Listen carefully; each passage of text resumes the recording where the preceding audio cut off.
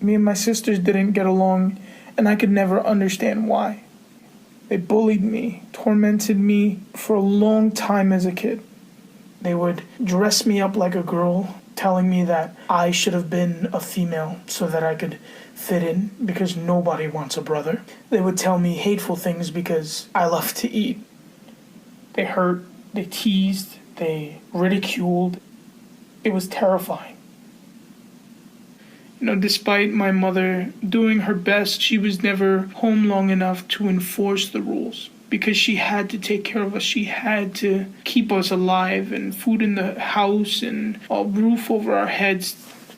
As the teenage years came to roll around, the once verbal teasing and emotional trauma ended up turning into violence. Eventually, the violence got so bad that I felt I couldn't be safe in the house anymore. My mom felt the same way, and she sent me to live with my uncle because there was nowhere else I could go. For a little while, things were okay, and then out of the blue, my uncle got evicted, which took me out of a place to live. I found myself at Central Park, and ironically enough, this is when Pokemon Go was a big thing, so it was really easy to blend into crowds because everyone was running around Central Park looking for Pokemon, and it didn't look weird for this chubby kid to be sitting down, on a cracked phone, just sitting to himself. I was hungry.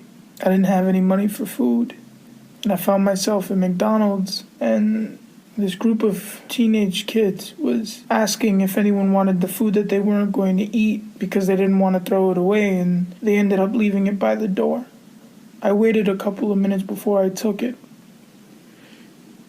And on the fourth night, I was assaulted by a group of people. They proceeded to beat on me until they figured it just wasn't fun anymore. But after it was over, I took my broken phone out of my pocket and I called my mom. We go about searching for places, and that place led me to an adolescent shelter called Covenant House.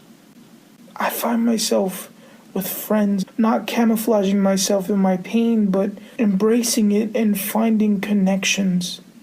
They're giving me this sense of hope, this faith that things can be better. I find myself connecting to my mother and knowing that she knows that I'm okay. I found my redemption in Covenant House, and I'm hoping that while I was here, that people have found redemption in me too.